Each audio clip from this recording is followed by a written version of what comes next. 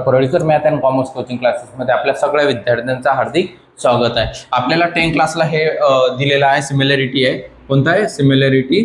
बघ मित्रा, सिमिलॅरिटी 1.41 मध्ये बघून घेजो। तर यांचं ए काढायला सांगितलं, म्हणजे हा ए संपूर्ण टोटल किती आहे आणि सी सुद्धा आपल्याला माहिती नाही आहे। तर अशा वेळेस काय करायचं, पहिले सी काढून घ्यायचा।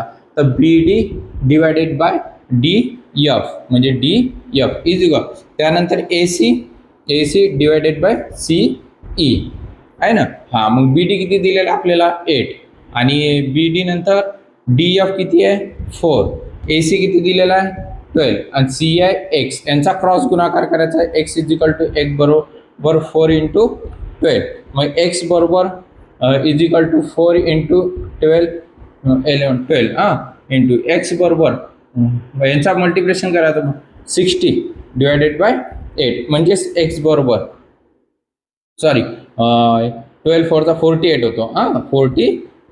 त्यानंतर यांचं डिवायडेशन करायचं, ते येणार 6, किती येणार 6, 8 1 48। हां, त्यानंतर आता आपल्याला ए काढायला सांगितलं, म्हणजेच टोटल, म्हणजेच आपल्याला एक्स माहिती झाला किती 6, एक्स माहिती झाला किती 6। तर आपल्याला आता काढून घ्यायचं आहे। तर बघा A E is equal to A C plus, म्हणजे ए सी प्लस करायचं सी ई बरोबर ए सी दिलेला आपल्याला 12 आणि ए सी दिलेला आहे 6, म्हणजेच आपला आलेला आहे किती 18 युनिट हे चाललेलं आहे। हां, संपूर्ण टोटल याचा अर्थ ए ई किती असणार आपला, ए आणि ई हा असणार 18, किती असणार विद्यार्थी मित्रांनो 18। Okay right.